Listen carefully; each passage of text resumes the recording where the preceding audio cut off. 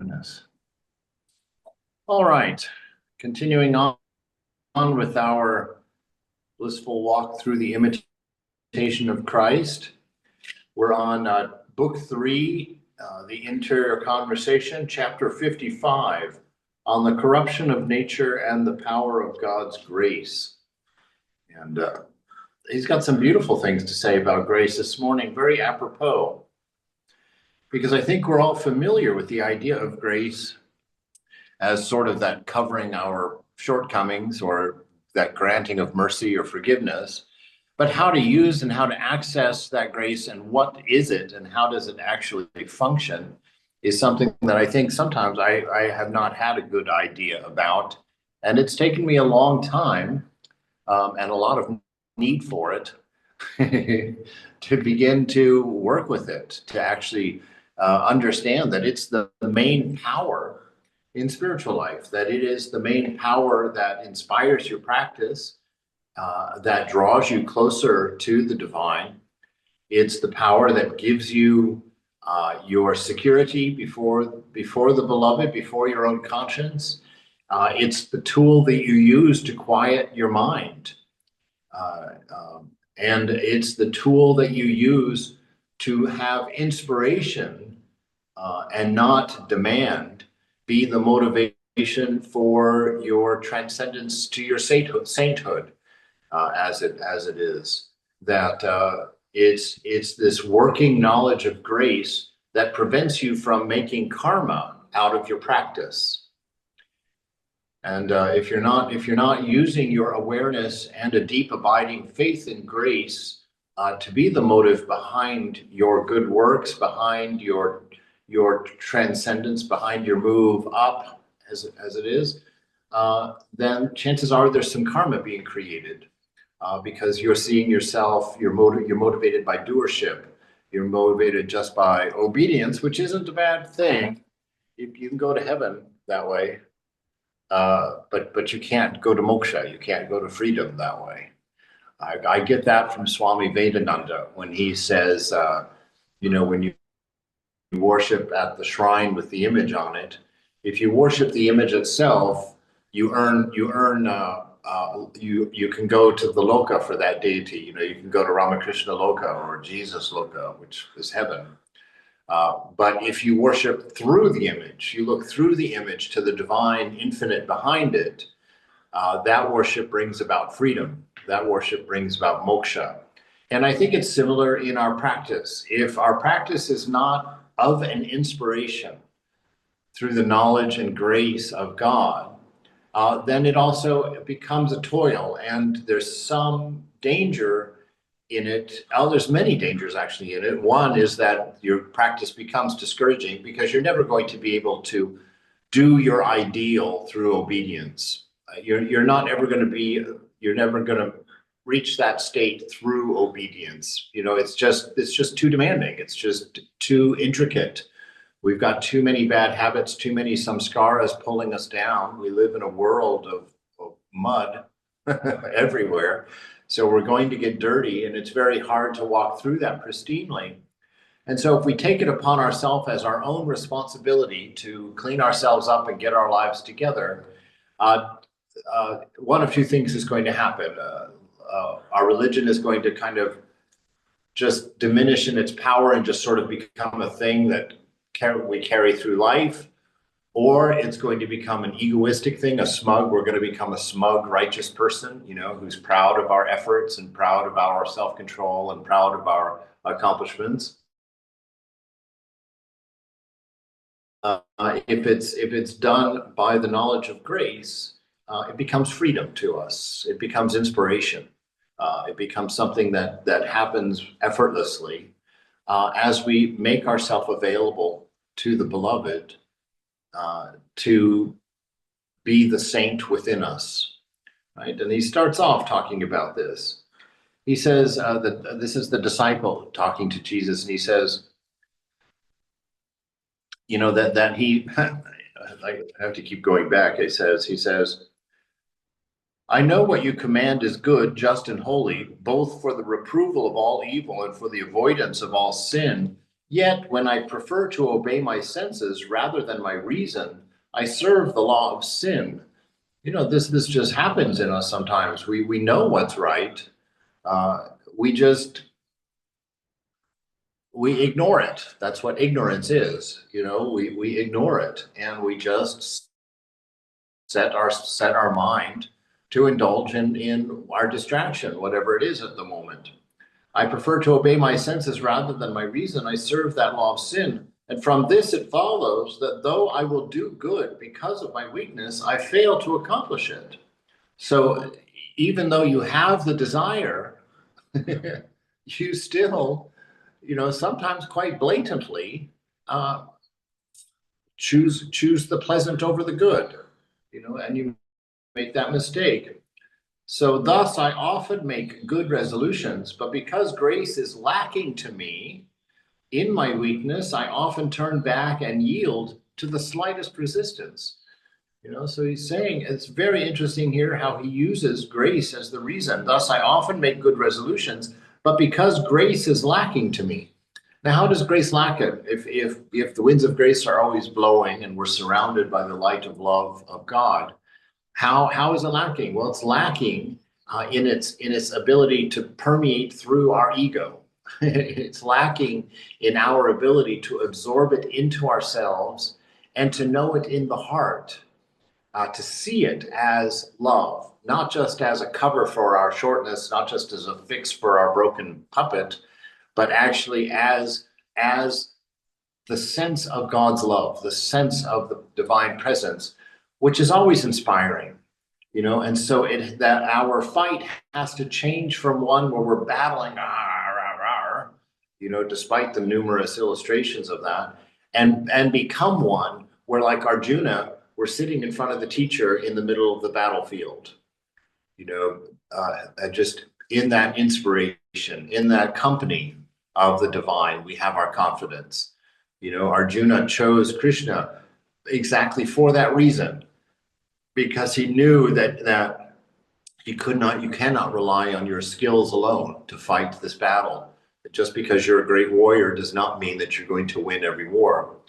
But he knew that if Krishna was on his side, or if he was on Krishna's side, let's put it that way, if he was on Krishna's side, that there could be no defeat for him.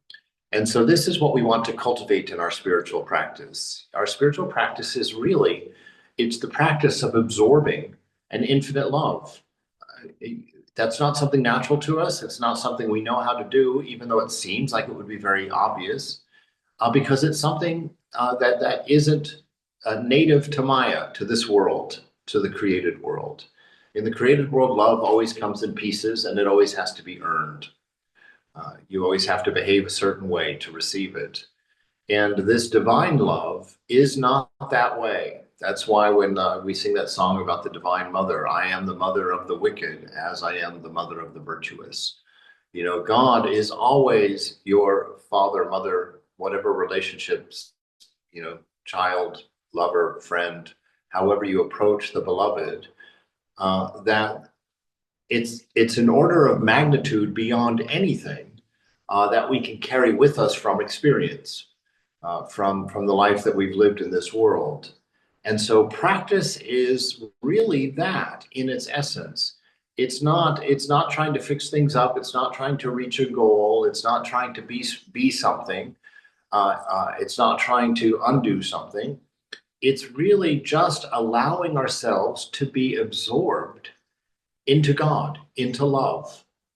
And the way that has to happen is through grace. Grace is what calms the sea, right? It's grace that calms the agitated mind. It's grace that takes away your feeling of inadequacy or your feelings of shame, your feelings of guilt. And it has nothing to do with your behaviors. Quite often I find that when I've had a rough patch, I'm always hesitant to go in the shrine. I always feel like, oh, I'm too impure. I shouldn't go in there, or I feel like I'm going to be confronted with myself if I go into the shrine, and so that becomes this feeling of avoidance. That is the quintessential problem. Where else would you go but run to your beloved when you've been hurt, when you're feeling pain, when you've fallen, when you've gotten dirty, when you've broken something. Where else would you go but to love itself? And so we should practice is really coming to a deep, abiding knowledge of that the presence and the company of the beloved divine is constant in your life. It is the one unchanging thing that we come to discover that we are within us, that is what the image of God within us is. It is that deep, abiding, unchanging perfection of love, of grace. Grace is the verb of that. Grace is the radiation coming off of that rock, that that radioactive rock of God inside. So he says, I know the way of perfection, and I can see clearly that I ought to do it. You know, if we do any discernment at all in our life, we see these commandments are not arbitrary. They're not there just to grind our nose on the grindstone of obedience. That they're there because they bring joy if they're obeyed. They're there because they lead us to freedom. They're beautiful. We come to realize that they actually are our very own. He says, so I can see this, and I know that I ought to do it, but weighed down by the burden of my corruption. What does that mean? Let's put that in human language. You know, weighed down by the burden of our history of habitual living. You know, where we fall into this pattern of just routine, which if it's been cultivated, it can be a great thing. If you've got a routine of, you know, I get up and I do my practice and I sing a song to the beloved, then I have breakfast while chanting, and, you know, I sit in the light of love and read some Hafiz poetry. That's not the weight of corruption. That's the weight of good samskaras, right? But the weight of corruption is, you know, oh, I have trouble getting out of bed because I never really stick to my guns, you know, saying that I should be up at this time. I should be. It's when our failings become our habit, when forgetting the divine becomes our habit, when believing that the doership of our day is the important thing. That's the weight of our corruption. You know, it's that nagging, you know, if you're dealing with lust or you're dealing with anger, you're dealing with whatever it is, the nagging notion where it just won't go away. It's like an immortal mosquito. It just, you know, you sit there to meditate, you know, and eventually it ruins your meditation. Eventually you have to get up and walk away from it. And grace is the bug spray.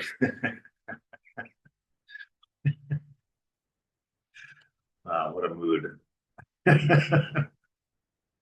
So I know the way of perfection, and I can see clearly what I ought to do, but weighed down by the burden of my corruption, I do not rise to the heights of greater perfection, right? We're not surfing that wave of grace.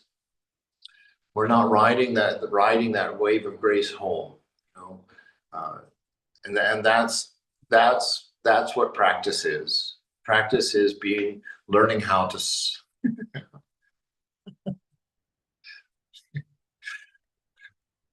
grace is learning how to surf that wave of love, becoming aware of its power, becoming aware of how dependable it is, that you never have to beg it from God. How many of us, you know, and how often, even especially in the Christian scriptures, we have that idea of begging the grace of God.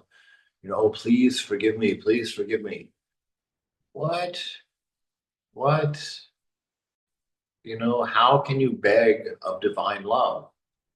You don't even get the first word of the sentence out of your mouth before you're falling over, inundated with love, strengthened, nurtured, feeling that healing, wonderful presence that is your very nature, that cannot be taken from you, cannot be taken from you.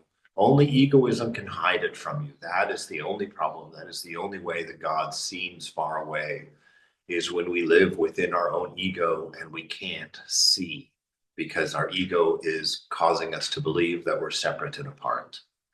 That's the fundamental flaw of the spiritual realm, is to find and think yourself separate and apart from the beloved, from the divine. It simply has never been true and never can be true. So, dear Lord, how absolutely necessary is your grace for me? That is our cry. That's our understanding. That's our surrender. To understand, yeah, absolutely necessary. I can't breathe in this world without the knowledge and the awareness of your grace, of that presence, of that embrace that is constant and real. How absolutely necessary is your grace for me, not only to begin that which is good, but to persevere with it and to accomplish it. You see how it's necessary for everything here. This is what we're talking about. This is why our spiritual practice is really just that, to absorb a knowledge and open a gate in our ego wide enough, which of course requires that your entire wall become a gate. So there's not, you can't fit God through a gate. You have to take the whole wall down. So not only to begin that which is good, so not just to have the strength to get up and try again, because at my age, I know I'm charmingly young at 60, but I feel at my age, I'm like, how many times have I fallen to the same things over and over and over and over again? And how can you possibly drag yourself into the shrine trusting in grace when you're like, God, I apologized for this just yesterday.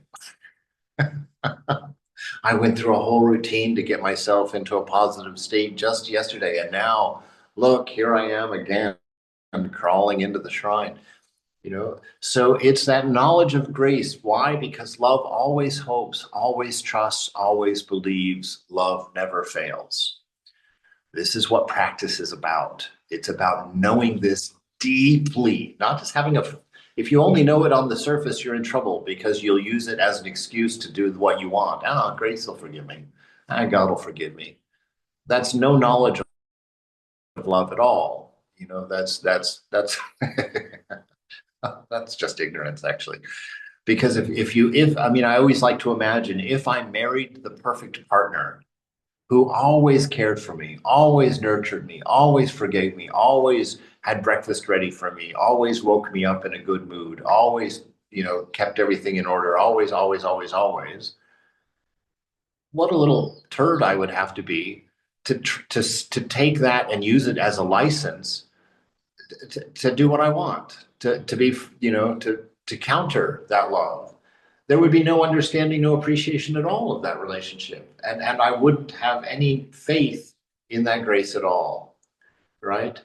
And so this is our key right here. So that not only does it allow us to begin with what is good, but to persevere with it.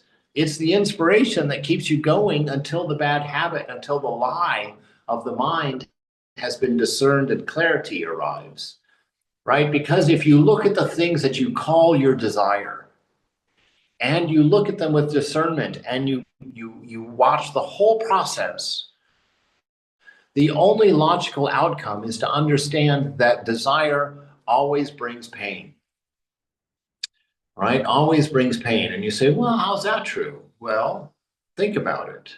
You go on your vacation. Lovely. That's the pleasure. And then the last week of your vacation is always ruined because you're doing the countdown. Oh God, I've only got 6 days left. Oh God, there's only 3 days left. Oh God, I have to go back tomorrow. And then you're in the office. And what are you doing? You're planning next year's 2 weeks, right? And so you see how that desire itself is a misery. You cannot, to the degree that you enjoy something, Vivekananda says every wave has an equivalent lull behind it, right? So yes, there's that rush of the wave, but then there's the lull that comes behind it. And when you come to understand that, then you realize that the steady life is the right life, not the life of bursts, bursts of pleasure, bursts of excitement, bursts of this, that, and the other, But the steady life where you learn to find pleasure in the moment, in what you're doing, through understanding your nature, through understanding that things that you are motivated to do in this world are motivated by love. And then you begin to abide in that space and become aware in the moment of the love that is radiating within you. And that becomes what it always is, but usually the mind comes in with egoism and comes up with all the other reasons that you're doing something, which is always a running after or trying to grab or trying to attain or trying to get, trying to accomplish, and that's an exhausting life. The life of a spiritual seeker is always one of the awareness of this pure love, this pure grace that is radiating activity, radiating through what we do, what we're engaged in the moment. And that's what it is to be present in the moment, because the moment is God, the I am, and God is love. So to be in the moment is to be in love, to be enraptured, and to act accordingly through the inspiration that is radiating off of you, right?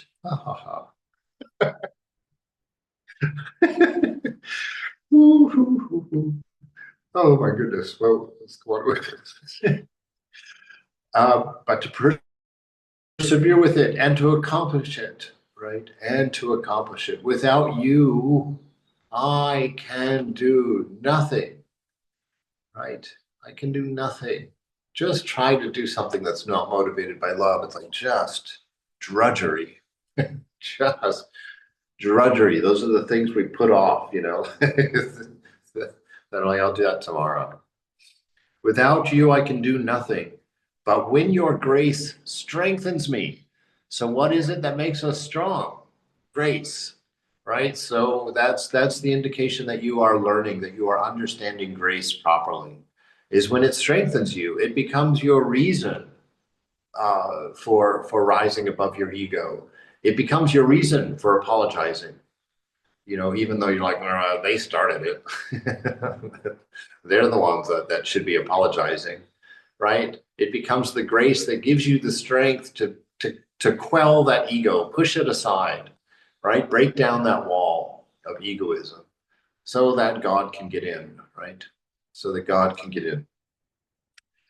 Without you, I can do nothing, but with your grace, when your grace strengthens me, I can do anything, right? There is no limit. There is no limit. It's one of the things that I love the most about these great incarnations, Buddha and Rama and Krishna, especially Ramakrishna, in the sense that Ramakrishna never did anything extraordinary. He didn't lecture to thousands. He didn't, walk on water. He didn't never put a flyer out, never wrote a book, never. He just lived a simple life at a small, tiny little village, in India. No newspaper, no internet, no anything. He just lived a simple life of pure love. And now, 200 years later, 150 years later, that simple life is radiating around the world, and I look at myself. I look at myself right now, and I'm like, good Lord, look at this thing. I look like a combination of a frog and an orange. But thank you, Takur. That's the power of the divine. That's the power of God, and it happens through a simple life. It doesn't happen through great acts of extraordinary faith and wondrous, powerful movements of great effort.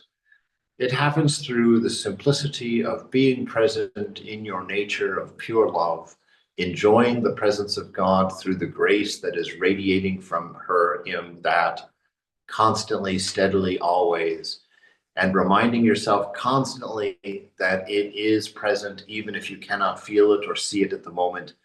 And like a small stream running over the rocks for a million years, it will cut a canyon through any ego. There is no stone that it cannot wear away with its presence. And so our practice is that, to sit there and let grace run over us continually until that rock of ego has become the Grand Canyon. O grace without which our merits, our own merits, are worthless, and the gifts of nature valueless. Right? It is the beauty of God that makes things beautiful. It is the love of God that allows love in a relationship. Right? It's God in your partner that you love. It's God in your child that you love. Right? Because in your child, it's that notion of oneness, that this being came from you. Right? Well, that's exactly your relationship with the divine, if you choose to see that perspective. You know, that is love. And it's the love that you enjoy when you look at your child. And what is God but love? And so God is what you enjoy in all of your enjoyments. That is discernment. That's what the practice of discernment is. It's to look at the reality of why you love something, right? What is it in that thing that I love? There will always be a name of God tucked in there somewhere. You know, beauty, oneness, security, strength. You know, always in the things that we're attracted to, we have to stop thinking that we're attracted to the thing. It's reflecting our divine nature to us somehow. So we have to look at that thing and study it. You know, my favorite one is the way Ramakrishna taught his young men disciples to deal with lust. Of course, with all the ladies in the room, you can do this for men too, so it's not a one-way street. But he says, what is there in a woman? He says there's entrails and blood and bone and pus and all manner of foul things. What is there? It's not the flesh that you desire, right? There's something else there. What is it? And this is how we learn to respect one another, when we come to realize it's not the object that we want. It's not the body that we want, right? You can do that. I've shared this before. When I was a brahmachari, first in the monastery, the first time I read that, where Ramakrishna was like, yeah, what is there to desire? There's nothing but blood and bones. I remember that afternoon I was out for a walk, and this very, very beautiful person was walking on the other side of the street. And I felt that desire. I was like, ooh, you know, Wile E. Coyote there. I gotta have that. And then I stopped and I remembered Thakur's story, and I thought, okay, what is it that I'm desiring? What exactly am I desiring?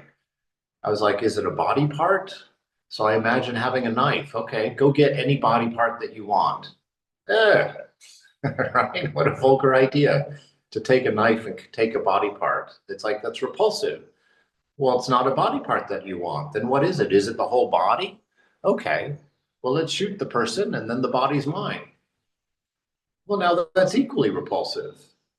I'm like, well, what is it then? If it's not the body that I'm finding beautiful, and it's not a body part that I'm finding beautiful, but that divine presence, that life force in that person was the one necessary thing.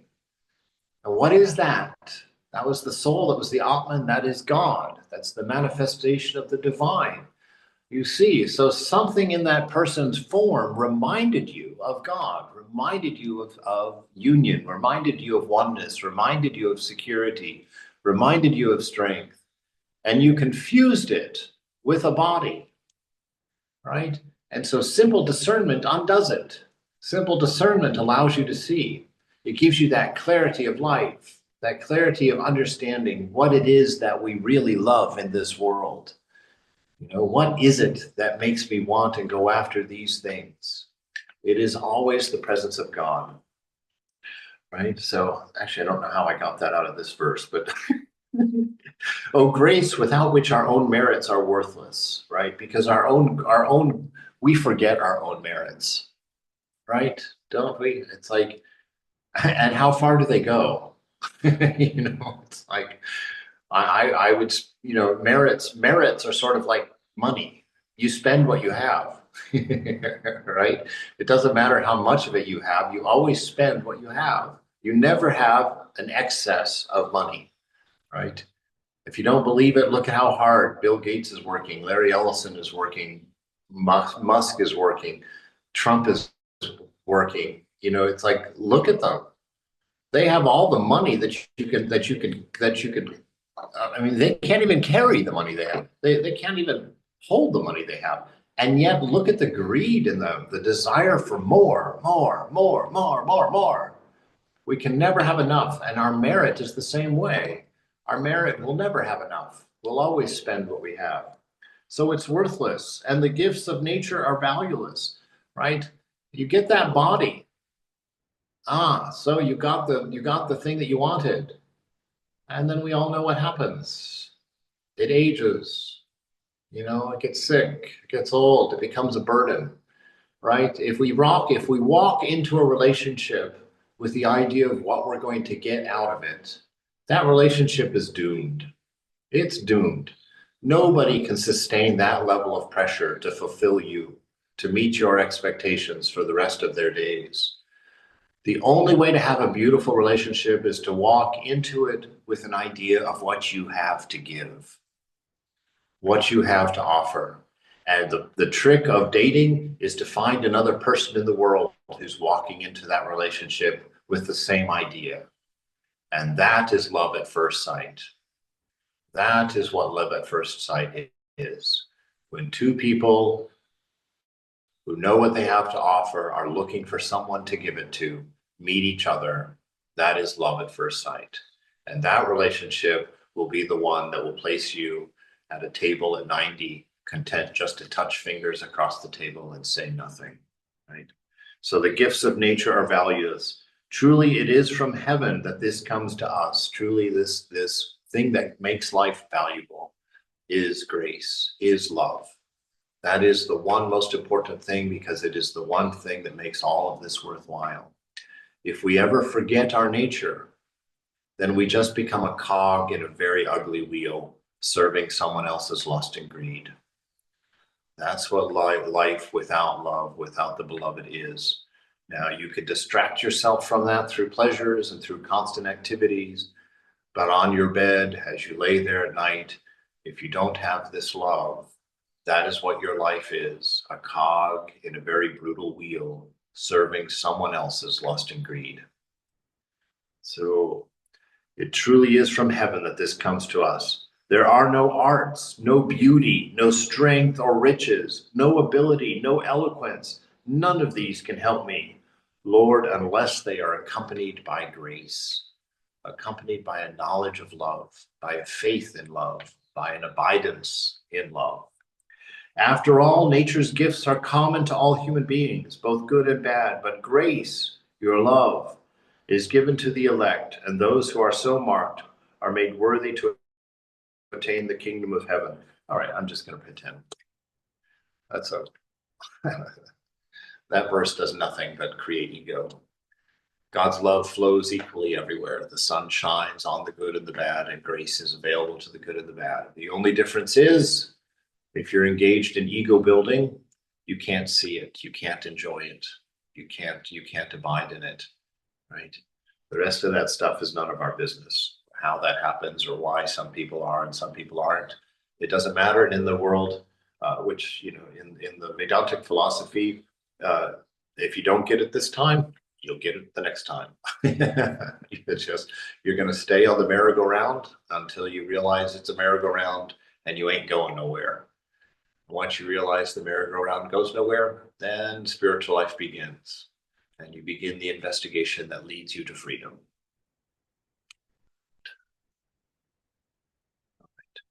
So excellent is this grace that no other gift, whether it be prophecy, the working of miracles, or the highest and most sublime contemplation, is worth anything without it, right? Religion without love is trash. Absolutely worthless. It's actually more damaging than doing nothing. And that's why everybody says, look what religion has done to the world. Well, religion has fed the world for thousands of years. That's why it's still around. But religion infected by ego, or an ego that has incorporated religion, is a hideous thing. it is the thing that will take a knife to another man's throat. You know, it's horrid, the things that are done in the name of religion, because people have not dealt with their egoism, you know, have not dealt with dealing with love and accepting love as the one true and the one most important thing. I mean, all of the religions, this is the irony of it. Every religion says at its heart, love is the one most important thing. And somehow, look what we do with it. That somehow is ego, believing yourself to be separate and apart from the beloved, not knowing your nature. That is what poisons religion. That's what poisons everything. That's what poisons our effort at a grand society. You know, we always run after philosophies of government rather than putting love in government. Any government would work if you put love in the middle of it, whether it was a totalitarian or whether it was a communist or whether it was, you know, capitalistic. It doesn't matter what the form of government is. That's not the point at all. It is love. If you had a dictator that loved the people he was dictating and was doing his dictation for love, what a marvelous place to live that would be. You know, if you live in a communistic society where the real effort was this communal living through love for one another, what a wonderful system. You know, in capitalism, if you took that, capitalism is a hard one, but because greed is the very point of it. But if you exercise your greed with a sense of love, even that is better. You know, even that can be beautiful. And so this excellence of grace, this knowledge that beauty is beauty because of grace, joy is joy because of grace. That one thing that makes life worth going through is the love that happens in it, right? Is the love. And what is that love? The manifestation of God. So excellent is this grace that no other gift, whether it be prophecy, the working of miracles, or the highest and most sublime contemplation, is worth anything without it. Not even faith and hope or any other virtues are acceptable to you without charity and grace. If you have other motives for anything that you do, it's cheap, right? It's cheap. It's you you have to have love at the center of everything that you do for it to be beautiful, for it to be satisfying to you. To live a life as your nature, as love, wisdom through being, to be obedient and true to yourself in that respect. A wonderful life is the byproduct. It's never the point. Love is the point of life. Being happy is a byproduct of knowing that. Being fulfilled is a byproduct. If it ever becomes the point, it will become a phantom that you chase all the days of your life. It will disappear with every grasp, right? But make love the one most important thing in your life, and the rest falls in line perfectly well. Perfectly well. O blessed grace that makes the poor in spirit rich in virtue, and makes those who are endowed with worldly goods humble of heart. Come and descend into my soul and fill me with your consolation, lest my soul faint because of its own weariness and dryness. I beseech you, O Lord, that I may find favor in your sight, for this favor of your grace is sufficient for me, even though I lack those gifts which nature desires. I will have nothing to fear from trials and tribulations, so long as your grace is with me. It is my strength. It is my wisdom. It is my help, more powerful than all my enemies and wiser than all the worldly wise. This is what it means to take refuge in God. When that nag of whatever your desires are just won't go away. If you try to stay there and battle them, they're just going to win because they won't go away. What do you do, though? You turn your back on it and you begin to contemplate the love, the grace, the freedom, the enjoyment of that. And then they're gone already. That's taking refuge. Taking refuge means Choose the thought of love. Choose the thought of God. Turn your back on the thought of things and objects and turn toward your center. Turn inward toward love, toward the direction of light. And that's where you'll find that strength, and that's where you'll find the ability to become the saint that you've always been. Your grace is the teacher of truth. If you act from love, you will never make a wrong step. Egoism is the only thing that causes unhelpful activity. Right? Ego is the only thing. Ego is forgetting love, forgetting God. Your grace is the teacher of truth, the master of discipline. Think of the things you've done for love. You know, when you've been in love, you know, you didn't have to discipline yourself to do that. You know, when you got dressed up to go out on that date with that person you were infatuated with at that moment, you didn't have to discipline yourself to comb your hair, discipline yourself to dress up, and discipline yourself to clean up, right? Discipline yourself to be friendly, because love makes all of those things happen naturally. And so live for love, and you'll be fine. It brings light to the heart and solace in affliction. It banishes sorrow, dispels fear, nourishes our devotion, and moves us to tears of repentance. What am I without it but a withered tree, a bit of dry timber to be cast into the fire? Grant, therefore, O Lord, that your grace always goes before me, and be ever at my back, keeping me intent upon good works to be done, through Jesus Christ, your Son, and my Lord. So be it. Amen. All right. We're going to stop there for the morning because it's a good place to stop. Some of the most beautiful things I've read in a long time. Quite delicious.